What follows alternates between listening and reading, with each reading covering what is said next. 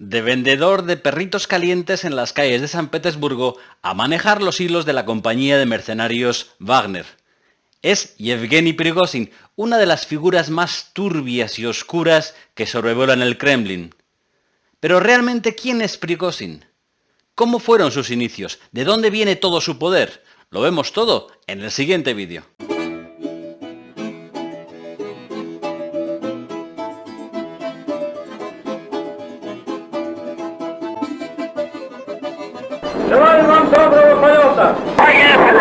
Bienvenidos a las crónicas de la estepa rusa, a vuestras crónicas.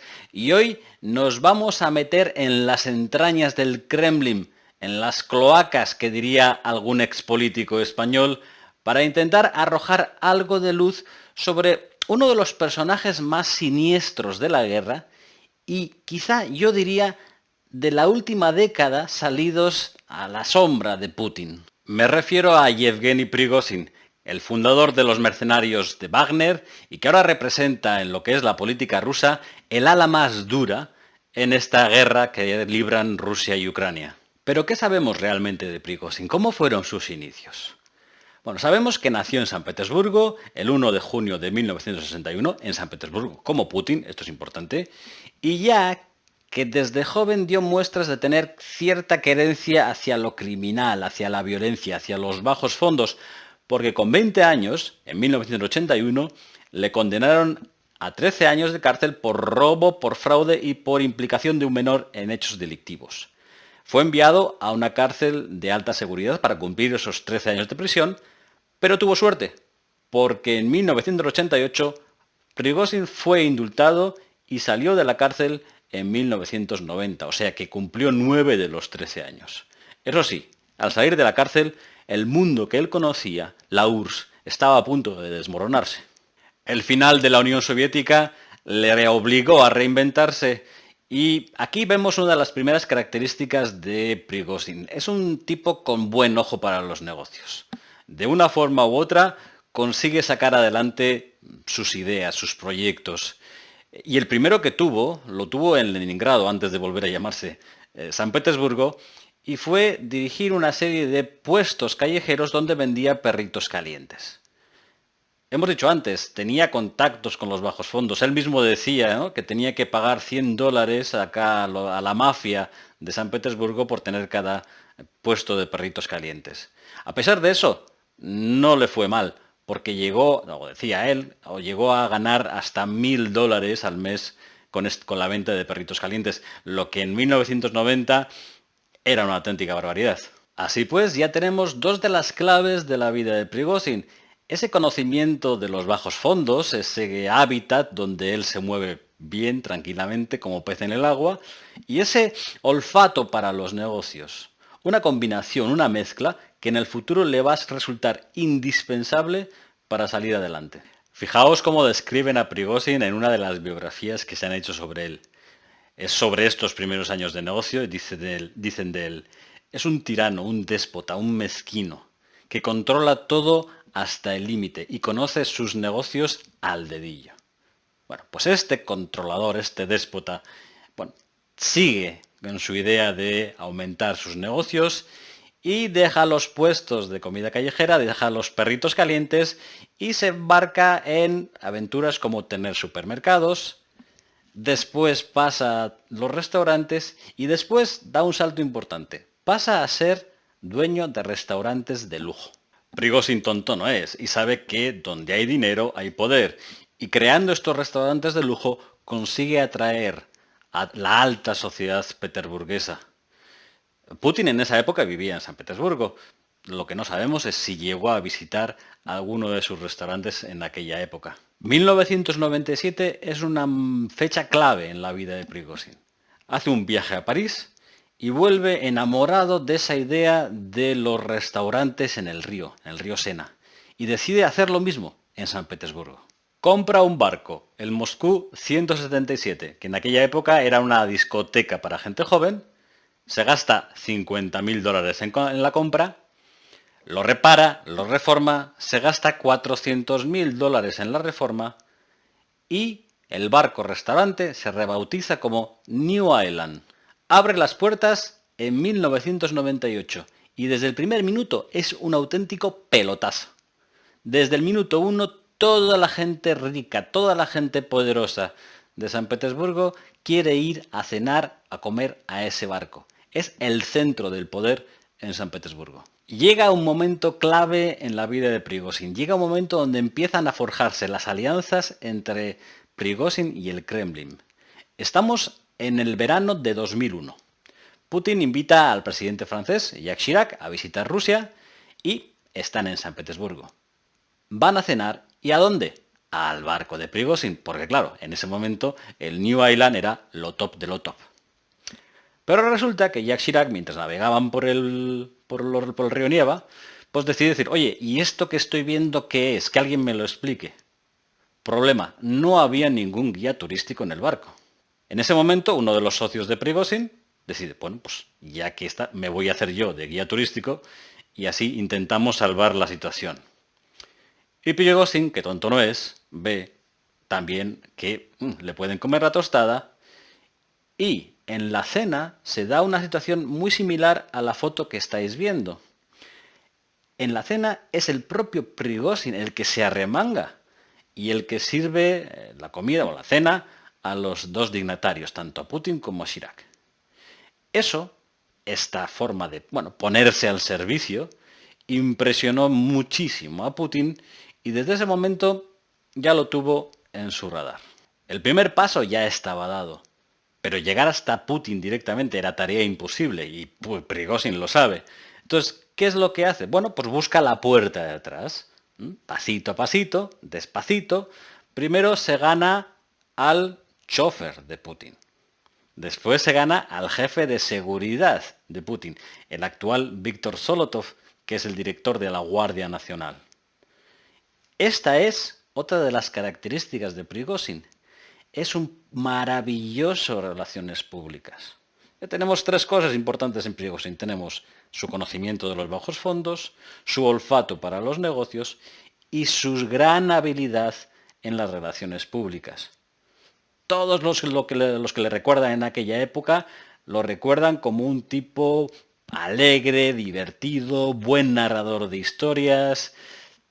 Casi lo consideraban un poquito como el bufón de la corte. Recordemos que ya Putin lo tiene en el radar, ¿eh? Putin ya sabe quién es Prigozhin y los barcos, el barco de Prigozhin se convierte un poco en el epicentro de la vida pública y privada a veces también. Por ejemplo, en mayo del año 2002, George W. Bush visita Rusia y la cena de gala, que estáis viendo esta fotografía, se ofrece en el New Island. También en el año 2003, el cumpleaños de Putin, también se celebró el New Island. Podemos decir que ya Prigozhin tenía una patita dentro del Kremlin, pero Prigozhin quería más y al final del camino se veía más luz y más luz significaba más poder y más dinero. Y Prigozhin llegó hasta esa luz donde estaba el poder, donde estaba el dinero, a través de algo muy básico, el estómago, a través del catering. Prigozhin se convirtió en el suministrador del catering en las fiestas, recepciones, eventos que daba Putin. De ahí su sobrenombre. ¿Cómo se le conoce actualmente? El chef de Putin. Todo eso viene de ahí, viene de esas recepciones donde él servía el catering. Poco a poco, Prigozhin fue derivando de ese cocinero a un hombre de negocios. Volvió a intentar nuevas aventuras empresariales, hizo una especie de McDonald's a lo ruso que se llamaban Blindonalds, que fracasaron. Luego también se metió en el tema de construcción, algunas cosas, le salieron bien, otras cosas, también fracasó, pero sobre todo lo que le mantenía el puesto, le mantenía en el Kremlin, ¿no? O cercano al Kremlin, eran sus catering de lujo. Y aquí quiero que os fijéis muy bien en esta fotografía, porque esta fotografía marca el antes y el después de Prigozhin. Es, para mí, la fecha clave en su vida. Estamos en otoño del año 2010. Putin visita la fábrica de catering de Concord Culinary Line, que es la nueva línea de catering de Prigozhin. Todo está reluciente, pulcro, impoluto. Las instalaciones son súper modernas, súper grandes. Y Putin, impresionado, le dice a Prigozhin, oye, con esto tú puedes alimentar a prisiones, a escuelas, a hospitales. Y tate. Ahí a Prigozhin se le enciende la luz y dice, es la hora de jugar a lo grande. Y aquí tenemos otra de las características de Prigozhin, la paciencia. Es paciente, no tiene prisa. Y eso se ve en este momento, ¿no? Putin le ha dicho, oye, con lo que tú tienes puedes dar de comer a todo tipo de funcionario ruso.